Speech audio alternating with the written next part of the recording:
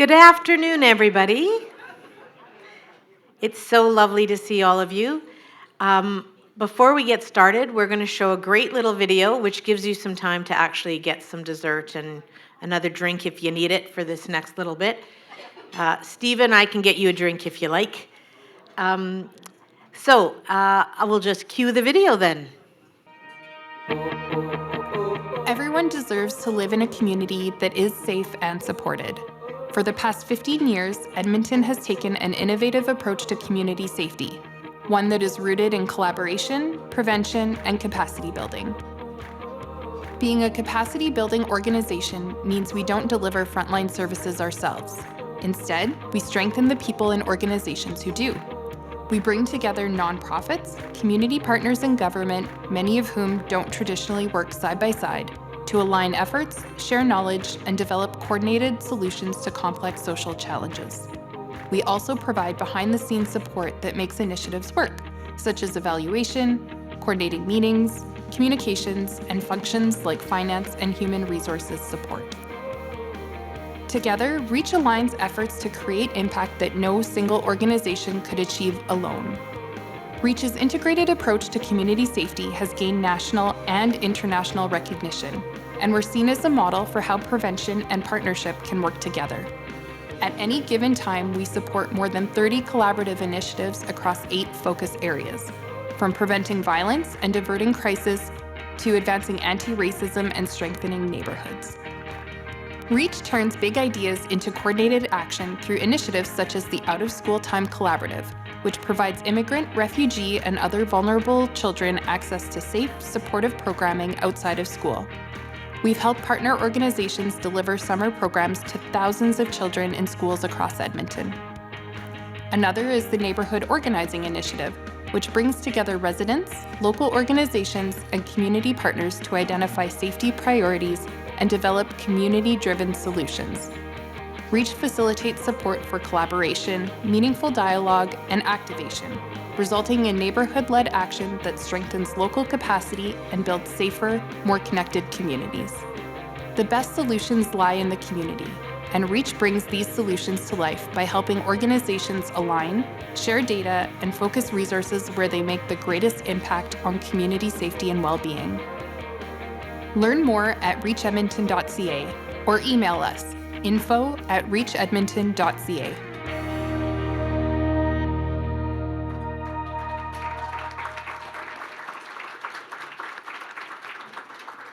Well, what a great way to start our AGM. My name is Cheryl Fix. I'm very proud to serve as the chair this year for the REACH Edmonton Council Board of Directors. And on behalf of myself, the rest of the REACH Edmonton Council board members, it is my pleasure to welcome you all here for the 2026 REACH Edmonton Council Annual General Meeting. I would like to acknowledge that we have some special guests joining us today. We have Councillor Rutherford. Thank you very much for coming. We have Councillor Palmer. I think I got my glasses on, I can't see. And Councillor Elliott. Thank you very much. Councillor Morgan and Councillor Tang.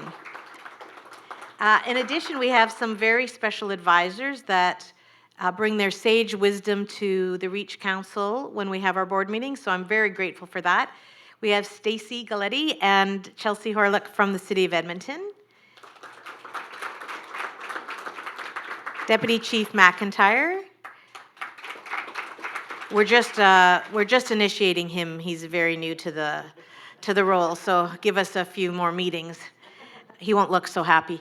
And and Mike Saunders from the Edmonton Police Commission,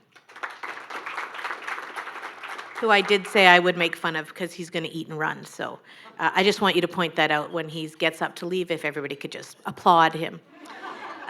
Excellent. Okay, so I think we're great. So first, you will find a copy of today's board meeting package on your table, which will be helpful through the rest of this meeting. I would like to also begin by acknowledging that we are gathered today on the traditional lands of the First Nations and Métis people on Treaty 6 territory. Edmonton has been a traditional gathering place for diverse Indigenous peoples, including the Cree, Blackfoot, Métis, Nakota Sioux, Iroquois, Dene, Ojibwe, Saulteaux, Anishinaabe, Inuit, and many others whose histories, languages, and cultures continue to influence our vibrant community. And I encourage everyone here today to think about our relationship and your relationship to this territory and the important role we all play as treaty people. At this time, I would like to invite REACH Executive Director, Jan Fox, to the podium to offer protocol.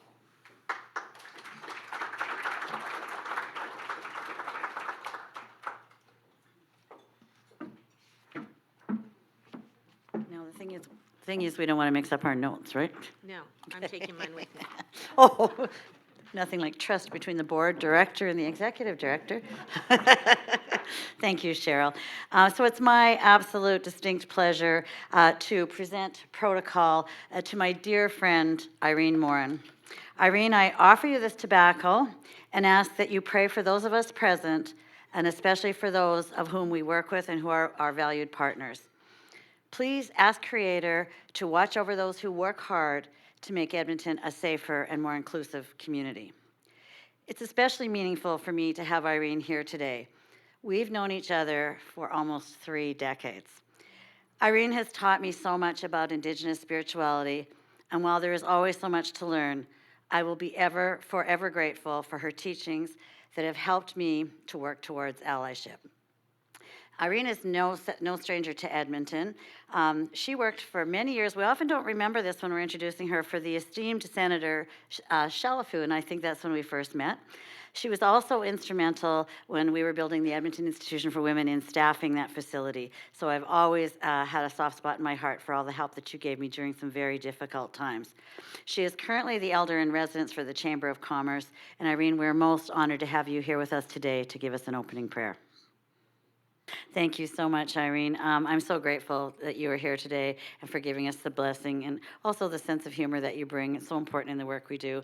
And just wanted to take 1 second to recognize that, of course, June is National Indigenous History Month. So thanks again for being there. So this is really my favorite time of the year, when I can highlight some of the milestones that we've accomplished alongside our partners. We've been so proud this year to work on several initiatives that have promoted cross-sectoral partnerships. I want to highlight just a couple of these because they're just maybe a little outside of the work that you think of REACH doing normally. But these 2 things that we've been proud of to work on have been, firstly, working to support the City of Edmonton's Blueprint for Violence Prevention, and also the important work shepherded by the Edmonton Chamber for Voluntary Organizations, the Beyond the Status Quo work, and the resultant creation of the Human Services Council that I think you've heard me talk about. Both initiatives really show the importance of the shared response of many sectors to tackle complex problems. REACH has contributed to these initiatives by providing data collection and interpretation, communication support, and partnership engagement. One of I just wanted to tell you a couple of more recent initiatives that came out this year. One of the most recent collaborations that we're very proud of is called Lead Her. It's a new initiative designed to support the growth, advancement, and connection of women and gender diverse leaders across Edmonton's not-for-profit sector. We launched Lead Her because our sector is facing increasing complexity, workforce challenges, and leadership transitions. We know that investing in emerging leaders today is essential to building a strong and sustainable not-for-profit community for tomorrow. Through mentorship, leadership development, and meaningful connection, Lead Her will help prepare the next generation of leaders to make a difference. If you're interested in learning more about this, please feel free to contact me. I have some exciting news that we have already recruited a significant number of senior women leaders as mentors that we're going to pair you with. So if you're at all interested, or if you want to be a mentor yourself, please reach out to me. Okay, so I want to talk a little bit more about some of the work that REACH does in the spirit of partnership. REACH is working to create spaces for conversations about safety and belonging in a wider context of the time and place we find ourselves here in Edmonton. In this vein, we created a 6-episode podcast called Finding the Path, Working in Allyship, featuring Marlene Orr, Executive Director of Native Counseling Services. You know that Irene just referred to having worked at Native Counseling Services, and we also are several representatives here today, so thanks all for being here from NCSA. And Marlene, I don't think she knows I was going to do this, but she's actually going to be one of the mentors in the Lead Her program as well. So whether we're leading, supporting, we strive to bring more communities, agencies, and Edmontonians together to create new ways of working collaboratively to build strength to help everyone create a safer future. I really am going to rely better on my glasses because I'm struggling with the words on this page. I thought I had made them big enough. So I want to just amplify some of the long-standing initiatives, some of the things that we've done this year, but how we've amplified them over the last year. We convened the 24/7 crisis diversion. We have been the conveners of the 24/7 crisis diversion since its inception 10 years ago, in collaboration with our partners at the Canadian Mental Health Association, 211 program, Boyle Street Community Services, and Hope Mission. And Deputy Chief Derek, you were involved in that right from the very beginning, so it feels like a full circle moment to have you come back here. 24/7 is a relied upon service connector whose value lies in its ability to connect directly with individuals and support them in getting to a safer place where they can begin to work with the right providers to address their longer-term needs. As a long-standing program in the city, we have developed data systems that support evaluation of this program.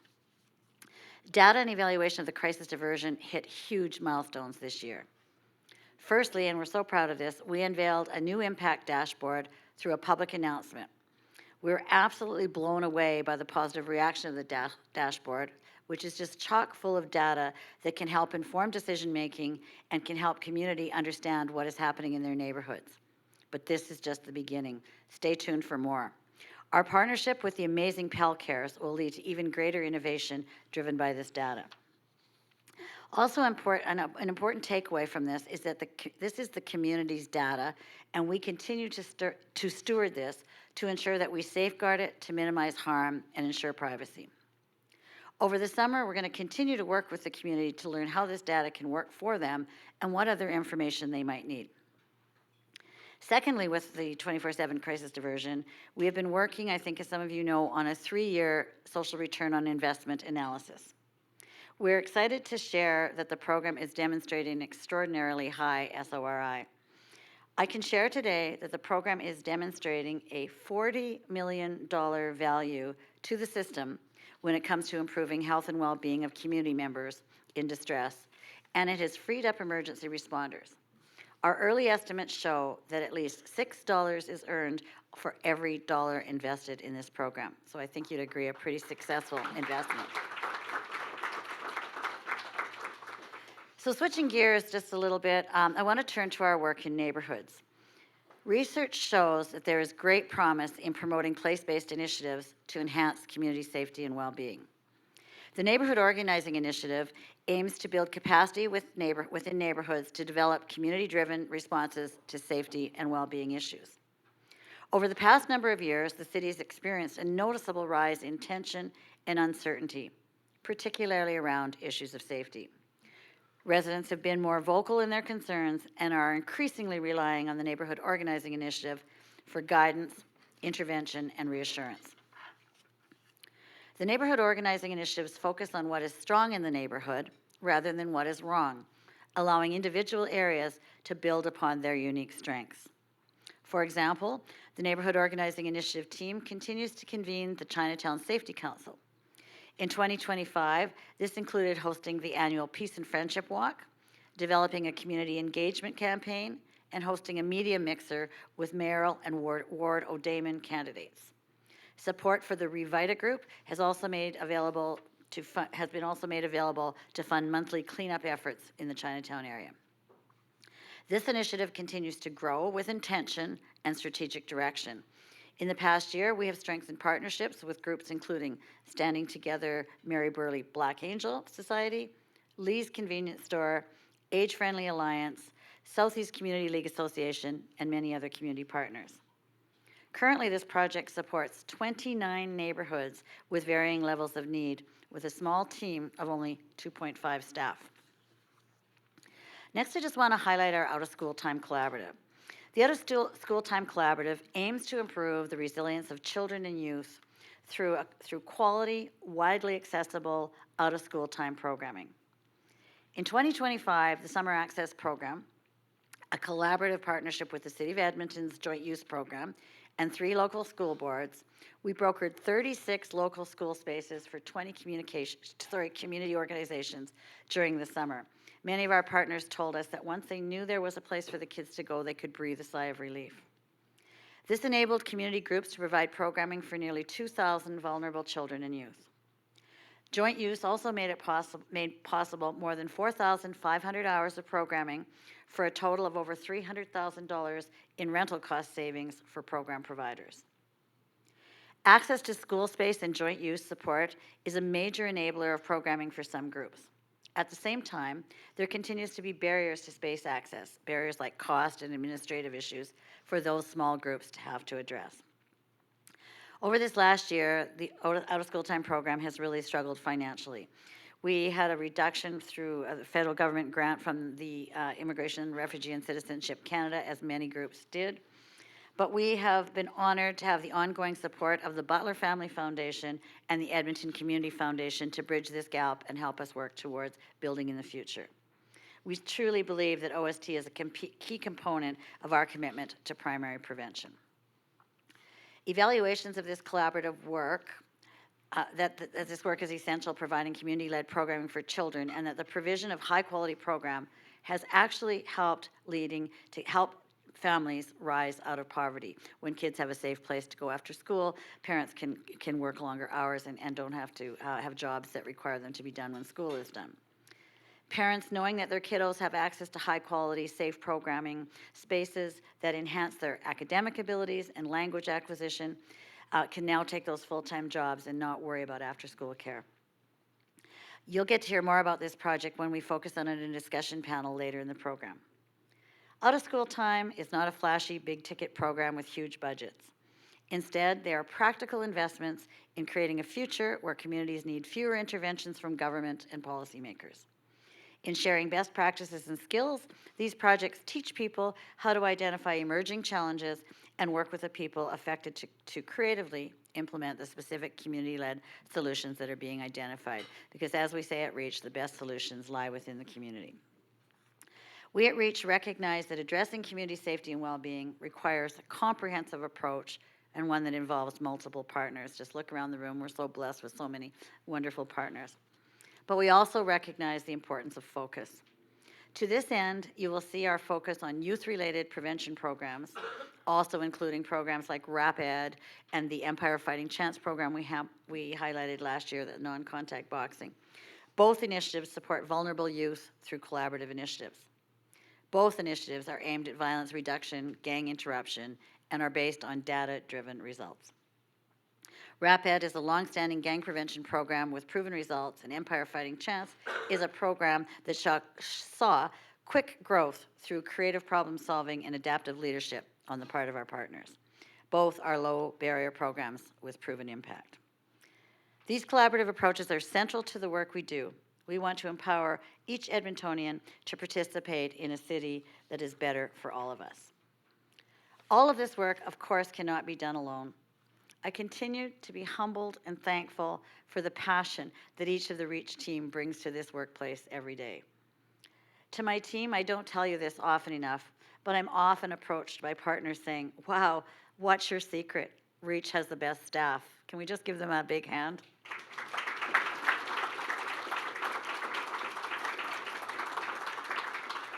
I would also like to thank our partners for their willingness to continue connecting, checking in, and most importantly, holding us accountable as we work together to adapt and shift to meet community needs. REACH Edmonton experienced growth in our team over the last year, and I'd like to welcome these new staff that have joined us since the last AGM. We have a revitalized and really exciting EG Ambassador program, so if you guys just want to stand up, we have Johanna Soto. Welcome, Johanna. Richard Smith. There's Richard. Cindy Bradley is a new People and Wellness assistant. Cindy, are you here somewhere? There you are. Welcome, Cindy. And the manager of the YEG Ambassadors, we have Justine Augustine. Welcome, everyone. And I did just want to take one moment to acknowledge that we did suffer a very significant loss in our team this year on the YEG Ambassadors program. We lost an amazing man by the name of Bob Buckle, who lost his battle with cancer, but was working. I need to tell you, what an inspiration. He was working until pretty much his last breath. He was still working while he was in hospice at the Grey Nuns Hospital. He was passionate about this program. I want to acknowledge how much he meant to our family at Reach. And also to say to the YEG Ambassadors, you have big shoes to fill, but you're already doing that in spades, and it's already being noticed in the community, and I think Bob is there with us. So Cheryl, I'd like to welcome you up now for your part. I'll just stay up here so it's a bouncy bouncy. Thanks, Jan. I'm glad you took your notes with you. I speak for the entire board when I say this, how proud we are of the impact that Reach Edmonton continues to have on strengthening safety in our communities. And as a result, as Jan has highlighted, of all the collaborative efforts, relationships that are so crucial to the success at Reach. I'm happy to also provide an update on the work of the board since the last AGM. You'll notice that Jan's report was quite tidy. It spoke of numbers, of success.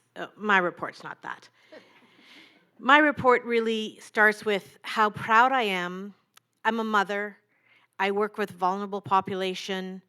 I live in Edmonton. I'm a woman. I'm really proud to be an Edmontonian, and I'll tell you why. Firstly, I'm really proud because when there are issues in Edmonton organizations, the city, the police, they are not scared to look that issue in the eye and decide to tackle it. Not every city does that. That makes me very proud. The second thing that I'm very proud of is nobody does it alone. This is a city where people put their silos aside, they break down barriers, and they really look at how can we leverage collaboration. They really look at how do you build a foundation. And for those of you old enough with the Care Bears, it's really about caring and sharing. I like that about Edmonton. I think that's a really important piece. And I think that shared responsibility is important because safety is not delivered by one group. It's not the absence of crime or even the absence of perception of crime. Safety is built in community long before we dial 911 or 211. It's built by the connection of organizations. It's built by the thousands of daily decisions that each of your organizations make.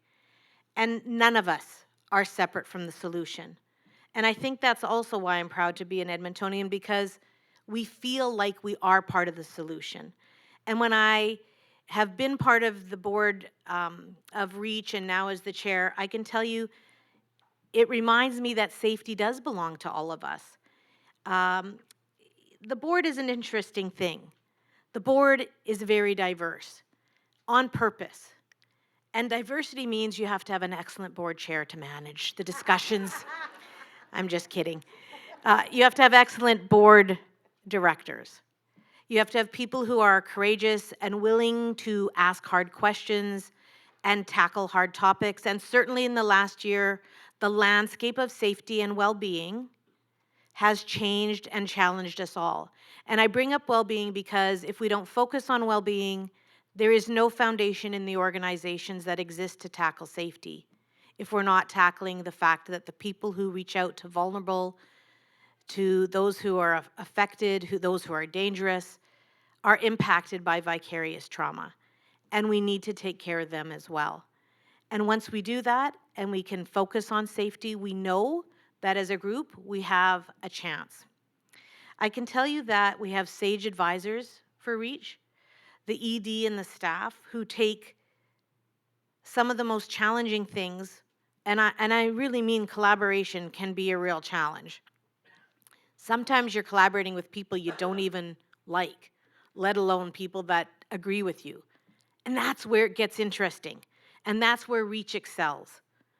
And you know, this past year, the board took a very serious look. This was the work of the board this year, to take a serious look at strategy. and to question safety, future, inclusion, fear, and how do we as REACH contribute to community safety so that there's alignment and we can leverage everything that we do as individuals and individual organizations for success. We focused on a very ambitious vision, looking forward to our next chapter. We wanted collective impact. We wanted a safety ecosystem. REACH doesn't work with organizations that work with clients that are like one-offs or on the edge. This is the thick of it. And REACH really is the connective tissue. I can say with time and trust and a willingness to be courageous, diverse perspectives at the board level allowed us to ask very challenging, bold questions, allowed us to think about where do we go. And I want to say a huge thank you to the directors on the board, to the advisors, to those who sat with us in the discussions, wiped the windshield clean, focused in, focused out, focused back in, because we ended up exactly where we should be as a board. I will tell you, we have very few clear directions, a few. More importantly, we have a lot of very powerful, enduring questions. And those are the guideposts that Jan and her team use going forward, because we know nobody controls all the variables of what a city needs to create safety. And with REACH as a catalyst and a convener, we can ask those powerful questions and create a very strong ecosystem. So, now that I've said that, let's get on to business. I can confirm that we do have quorum today among our voting members with board here today, so that's excellent. You will find a copy of the 2025 annual report in front of you. That provides a snapshot of what once again was an inspiring and exciting year for the REACH Edmonton Council. So I, Cheryl Fix, would like to make a motion to receive and adopt the 2025 REACH annual report. Could I have a seconder, please? Thank you, Miles. All in favor? Thank you. Motion carried. Actually, with these glasses, I can't see, so it might not have been carried. After our meeting today, the digital version of the 2025 annual report will be posted on our REACH website. As part of the AGM package, you will find the 2025 AGM minutes. I want to just ask firstly, are there any questions, comments, or corrections to note? Excellent. I can see there were none. So I, Cheryl Fix, would like to make a motion to approve the, sorry, those were the 2024, right? 2024 AGM minutes. May I have a seconder, please? Oh, thank you, Funke. Sorry, I couldn't see over Andrew's big head. Just, sorry, just kidding, Andrew. And there is a light right in my eyes.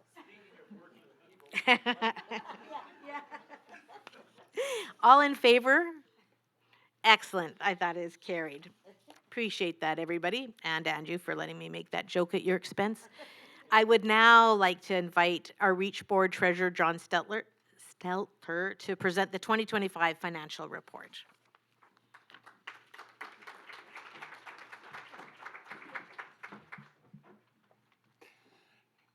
Thanks, Cheryl. Good afternoon, everybody. I am John Stelter, still, and I am the treasurer for REACH. In the meeting package, you will find a copy of our financial statements for the year ended December 31st, 2025. Our financial results highlight the very significant activities of REACH during the year. Our main funder and partner, the City of Edmonton, contributed almost $9.5 million to support the various activities of REACH this year, and we're extremely thankful for the ongoing support and help that the city provides to us. In addition, we received funding from other levels of government, including the province of Alberta and from the federal government, who support certain of our programs, and also a number of community partners who provide both financial and non-financial support to our activities. In total this year, we invested and spent almost $10 million in terms of providing the programs, the various programs that Jan has spoken about, and a number of others during the year. And spent approximately $2 million on our overall operations, the administrative operations. So that is, again, almost $12 million has been invested in the community in the current year. So all of the dollars, substantially all of the funding that we've received actually was deployed this year for our various initiatives. We had generated a very small surplus in the year of about $2,000, which again, from my perspective, is good. That says the dollars that we had actually made it into the community to support our various initiatives. On an annual basis, our financial results are completed, are looked at by our auditor, KPMG, who provides assurance to our funders, members and partners that the financial statements that are presented to you are fairly presented. I'm pleased to report that KPMG provided a clean and unqualified audit opinion for 2025.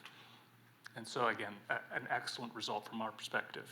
I'd also like to acknowledge the Reach Finance team led by Adele for their hard work and support this year.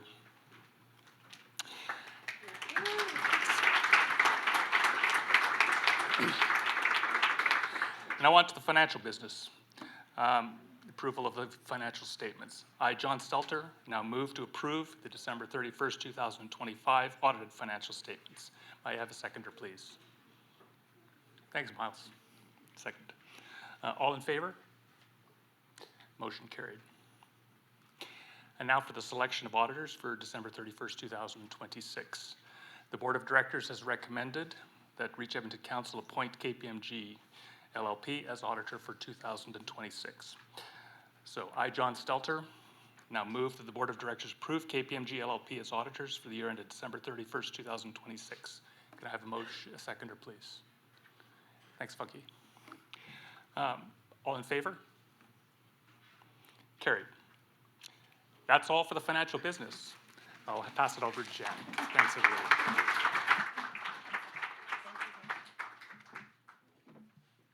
Thank you so much, Cheryl and John. Okay, so when I first wrote these notes, the next portion of my remarks here, I thought that I was about to make an incredibly big announcement to everyone here, but when I got in the room, I realized that it was Edmonton's best kept secret. I was going to say, please sit down, this is a big announcement. But just for a little bit more drama here, I wanted to let you know that Kelly Holland, the heart and soul of Reach, wait for it, has decided to retire. I'm getting all these looks like, are you kidding me? How can this be? Well, mostly, for those of us who know her, she will never truly stop working. Even though I do not know how we'll manage without her, I must reluctantly agree that after 45 plus years in the workplace, she truly deserves retirement. Where is she right now? I can't even see her. I see what you mean about this glasses thing. Okay. She clearly, after those 45 years, she clearly did not get the concept of Freedom 55. All kidding aside, Kelly, you will be missed so very much. We will be honoring her later at a Reach event, but permit me just to say a few things at this AGM. Today, for the first time ever, Kelly is attending the AGM as a guest after organizing the AGM for 16 years. I just want to know, are we doing okay? It's good? Okay, I'm getting the thumbs up. Phew. But thank you, Kelly, for your passion and your never-ending enthusiasm and commitment to our work. Kelly, you took a leap of faith and left the city to join us. You played so many crucial roles in your time at Reach. Community engagement was one of the many. Do you remember those first CAT deployments? Volunteer management.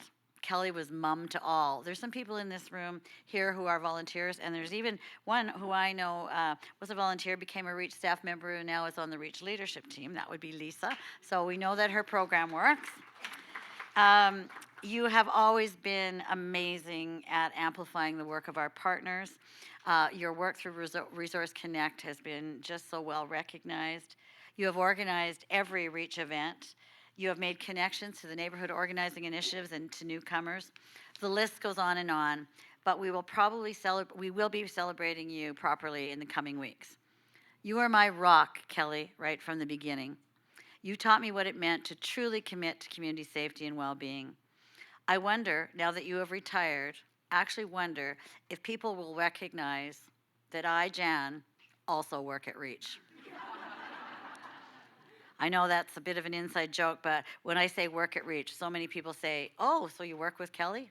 So I don't know what's going to happen next, but please come on up here and accept a very small token of the appreciation of your colleagues. Oh, I guess I should take them. Well done, Vanna. We heard yellow was your favorite color. Oh, I love yellow. Okay, you also. Thank you so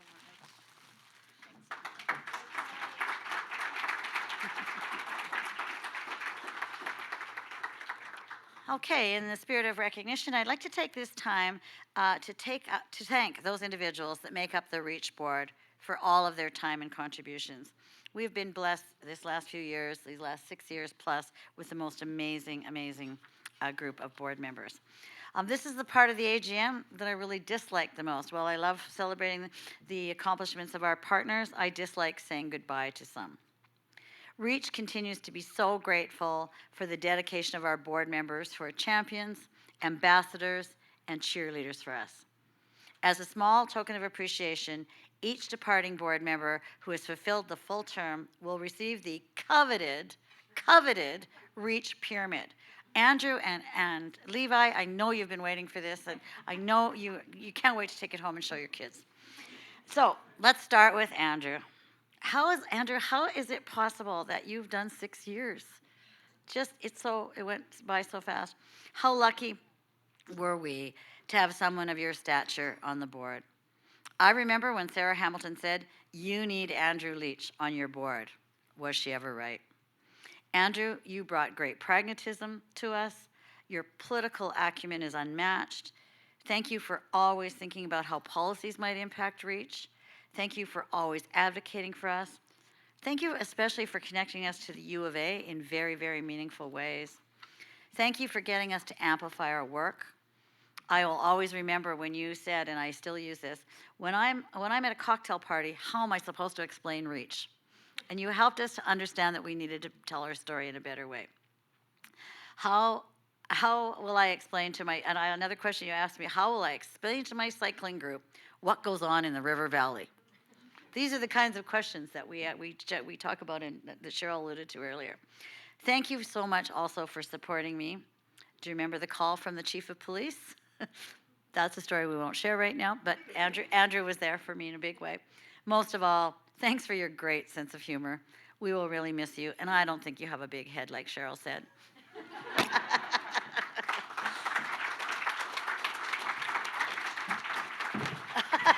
First the pyramid. Wait, I have a card for you too, but I have to find it here. I don't want to give you the wrong one. There you go. Levi's card better? No, yours is better. Thank you. Okay, ladies, your words are nicer, I promise. Okay. So also very sad to say goodbye to Levi.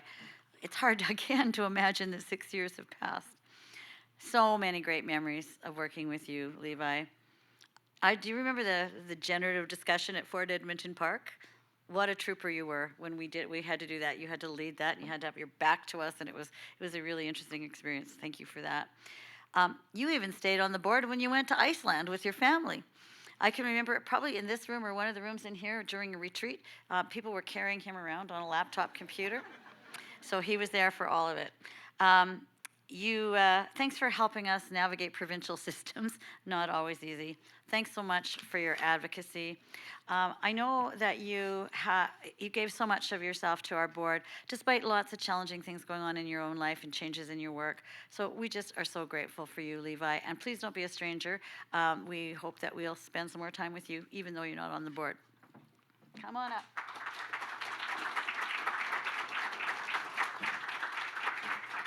Here is the coveted pyramid.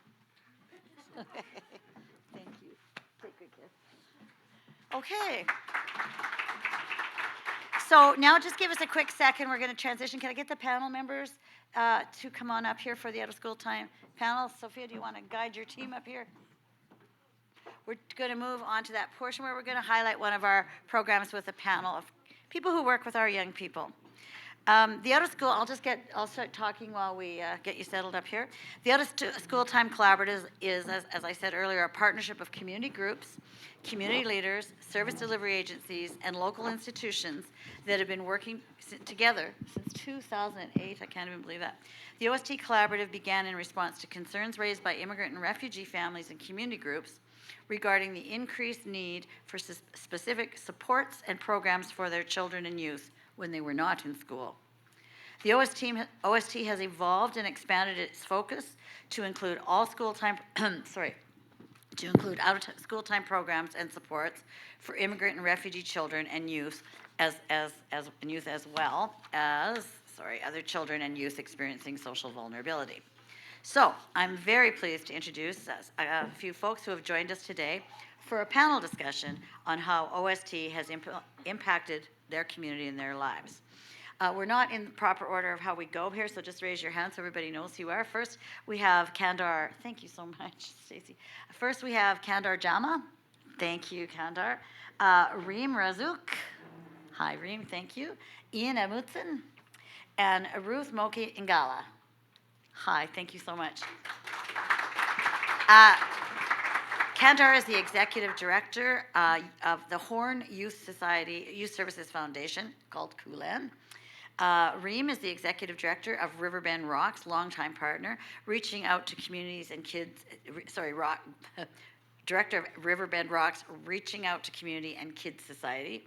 Ian Edmondson is Macaulay Club Manager, Boys and Girls Club, Big Brothers Big Sisters in Edmonton area. And Ruth is the coordinator for Camp Enfants et Leadership en Action 2026 at Alliance Jeunesse Famille d'Alberta. Past youth participant also in our programs, and now works as a staff in the same camp she attended as a child. Oh, that's so good. All right, everybody ready for some questions? Oh, thank you so much for being here. Ruth, can I start with you? Okay. All right. So, can you share with us what your experiences at camp were like, and what effect they had on you? Thank you so much, and it's my pleasure to be here with you today. And it's not my first time to attend for the AGM.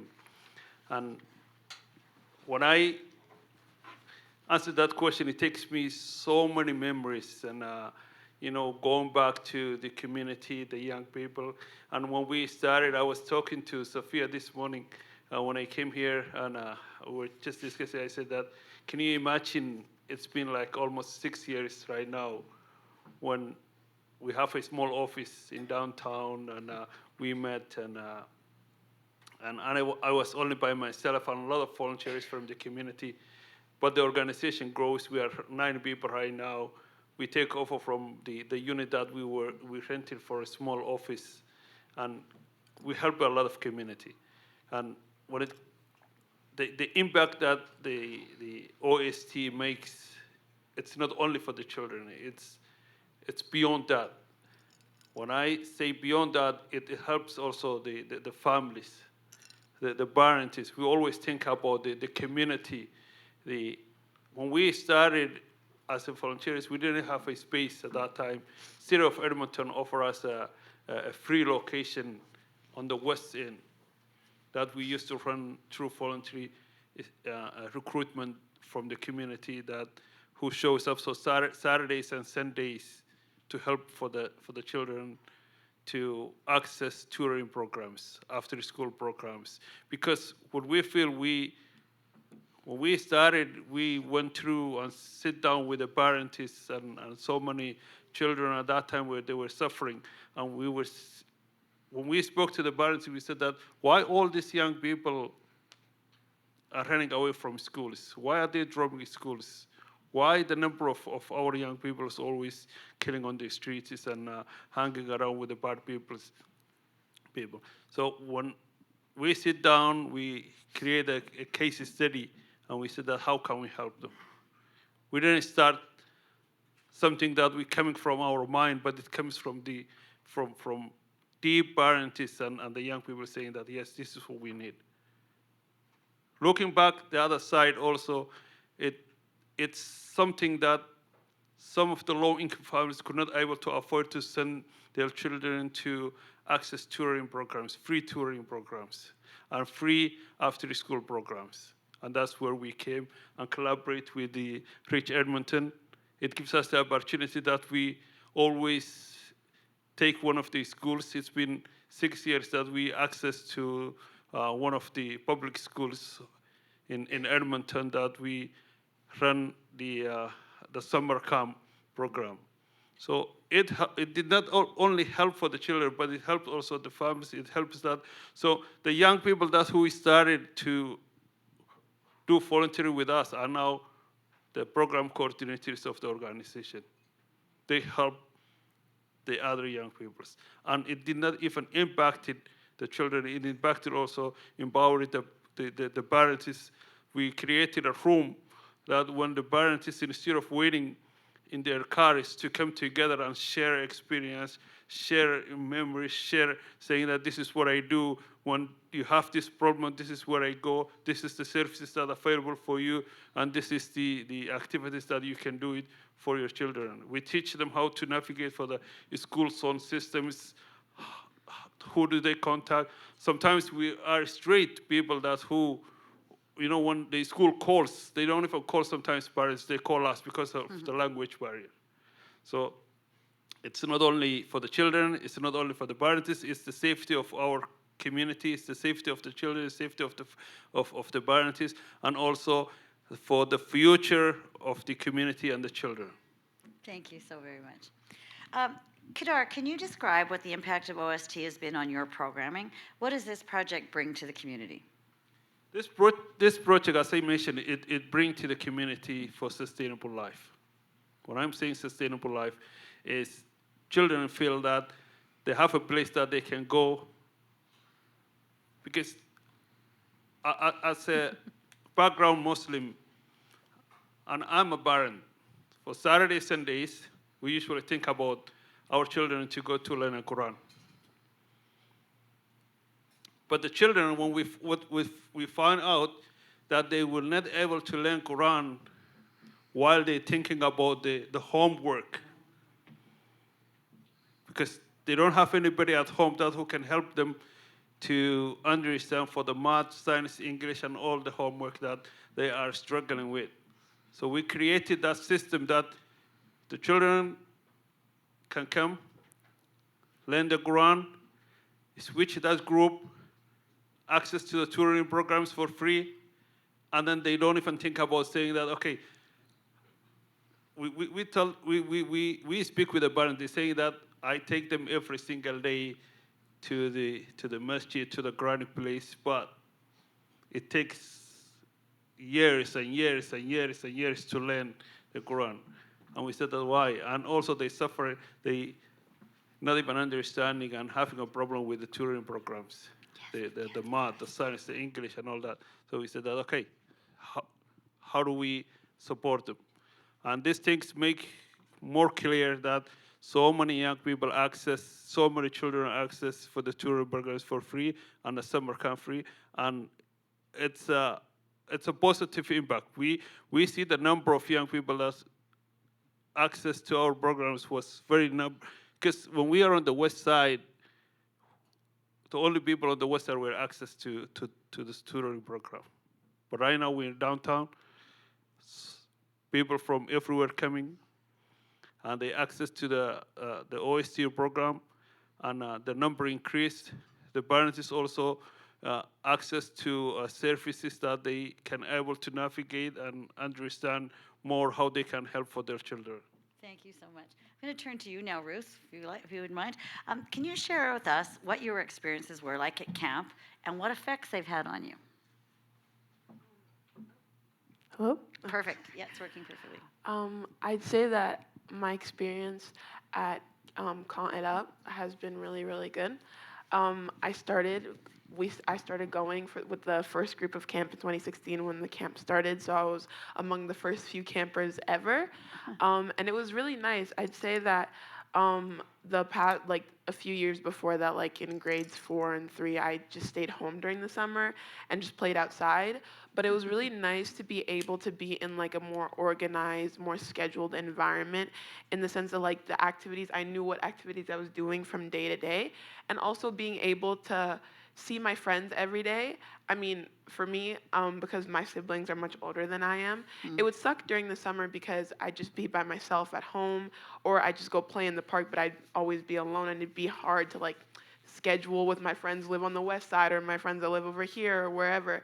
But because of the summer camp, it gave me the opportunity to see my friends on a more regular, more scheduled basis, kind of like at school. So it felt like during the summer, I could also continue building my relationships with my friends and continue building those social skills that are so important for children. And I feel like now, because of me going to summer camp and me having that opportunity again, those social skills that was able to continue building during the summer have helped me become a much more confident person today. I feel as though like before the summer camp, during the summer, I'm by myself. So when I would get to school and stuff, I'd just be very quiet. But then as I got to just express myself like at every given moment during the school year and then also during the summer, I was able to come out of my shell way more and just have fun during the summer with kids my own age and see my friends every day. It was really, really positive for me. And it also made me want to have a greater impact on my community, I guess, because after the summer camp was over, I turned 12, and that was the end of the summer camp. After 12, you don't go to summer camp anymore. But it encouraged me to want to do volunteering. So I continued as a volunteer at camp, and then I started working at camp as a camp counselor, and now I'm the coordinator. But it just really encouraged me to want to pursue being a leader in my community. So I'd say, yeah, that's what my experience at camp did for me. That's an incredible story. Thank you.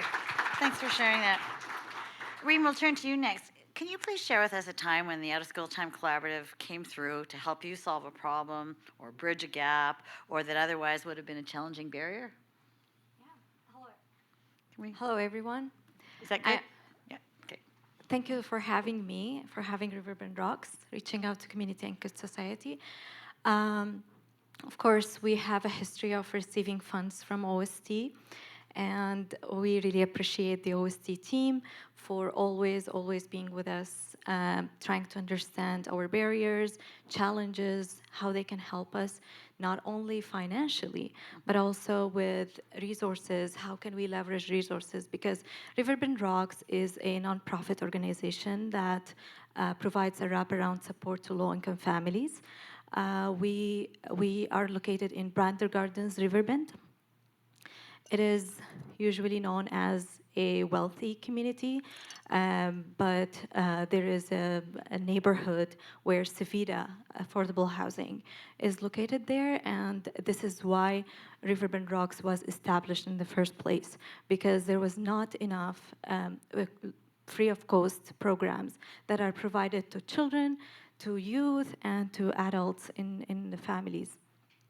So OST provides funding for Riverbend Rocks to run a summer program.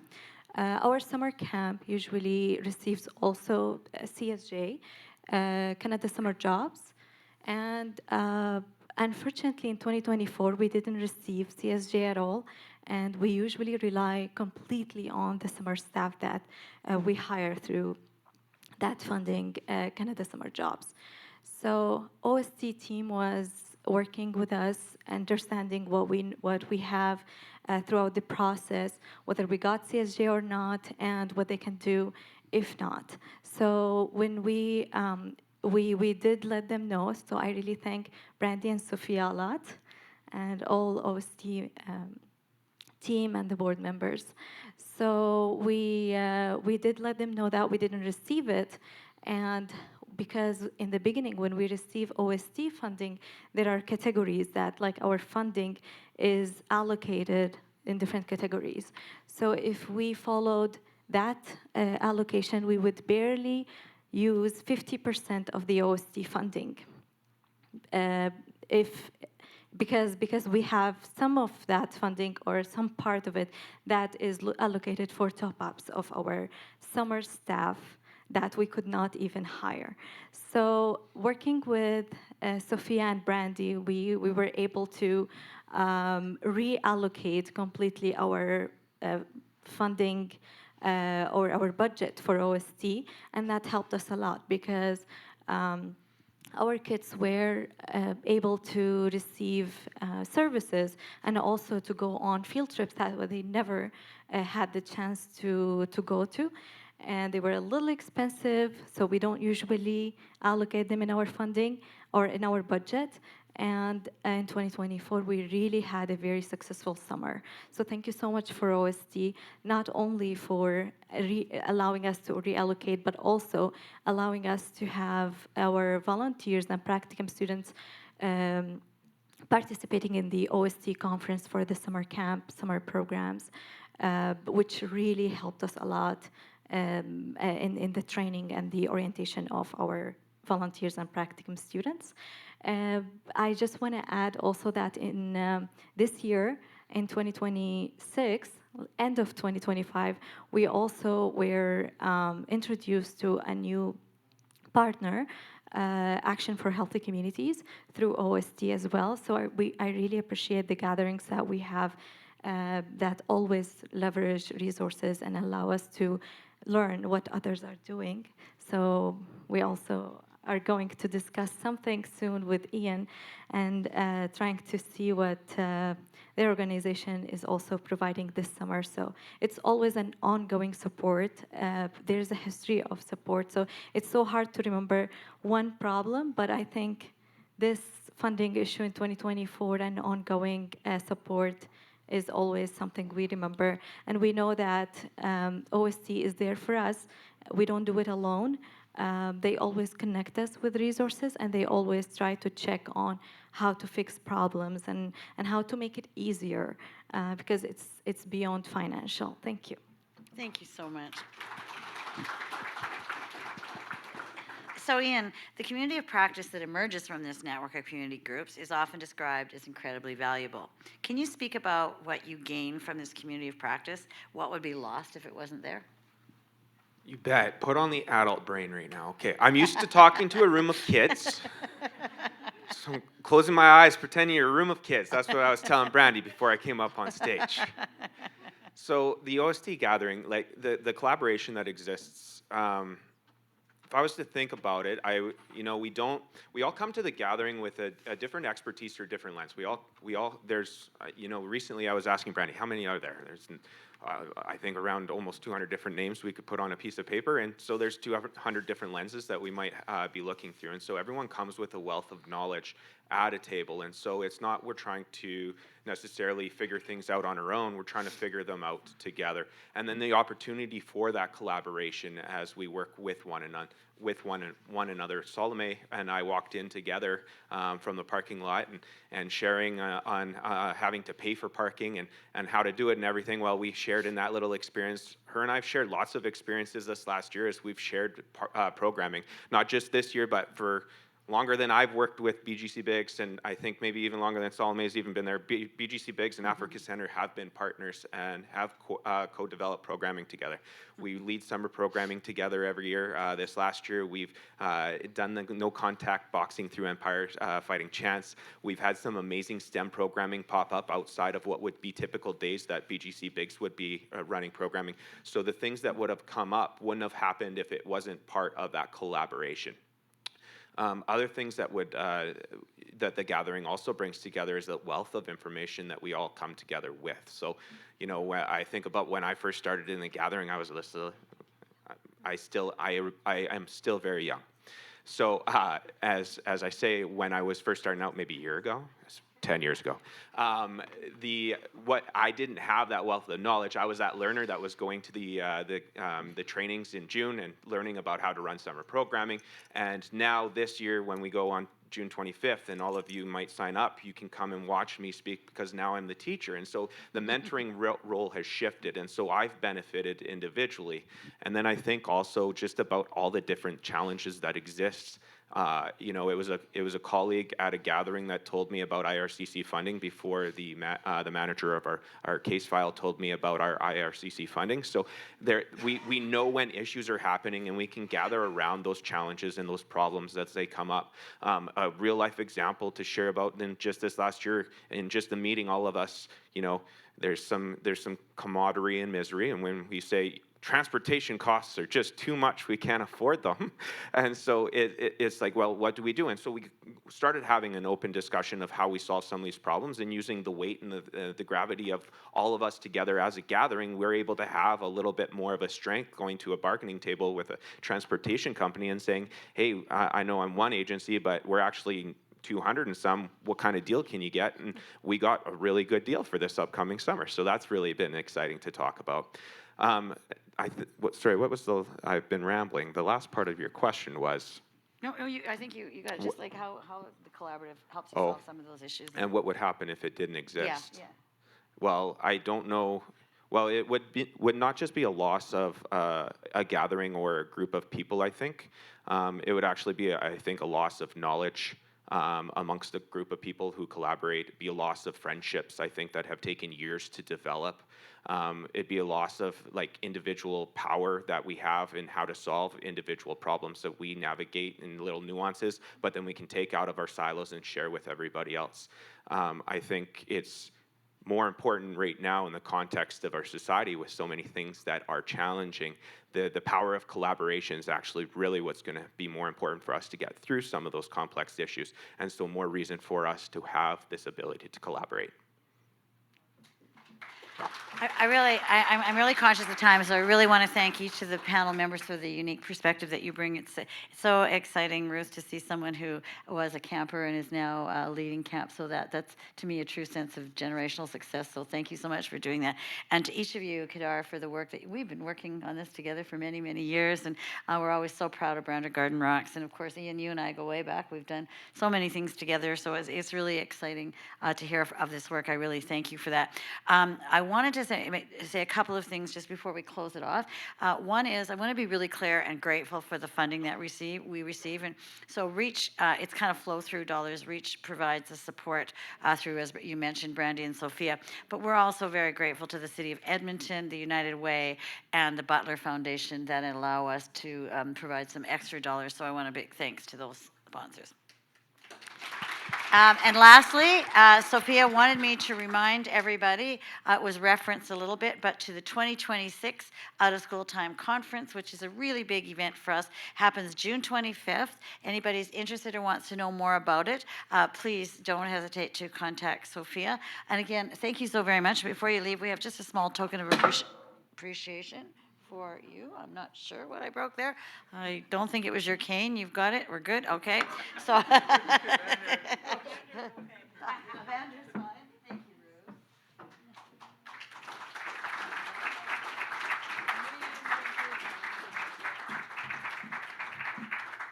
And now we're going to have our board chair come back and I think close the meeting. Am I right? Yes. Okay. All my stuff on your seat, if you like. So yes, it is my pleasure to get to that point where we close the AGM, but I just need a moment. I just hope you can all join me in the fact that it has been an extraordinary 15 years of amazing leadership by one director. I don't remember that conversation at all.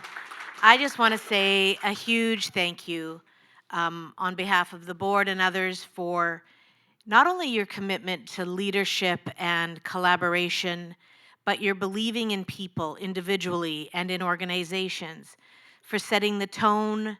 It's not always been easy. There have been very difficult conversations and moments and phone calls, and I just think 15 years is an amazing amount of time to leave an imprint on what you want a community to look like, what you want an organization to look like. You've taken a bold stand many, many times, and I think with both integrity and ethics, you've led the organization with unwavering dedication to become something that's not only extraordinary, but sets the scene for all organizations to work together to create safety and well-being in Edmonton, and I'm just very grateful. So just a huge round of applause and a huge thank you.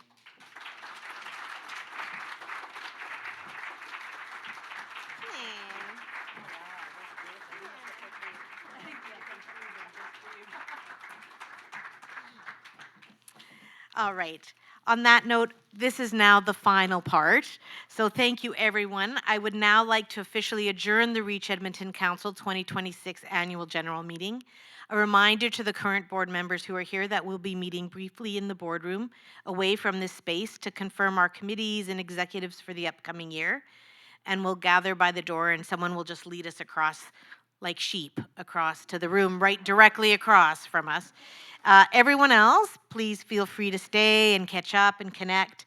Andrew and Levi, please send all your questions for the next year, because if there was ever two great question askers, these two guys are the guys.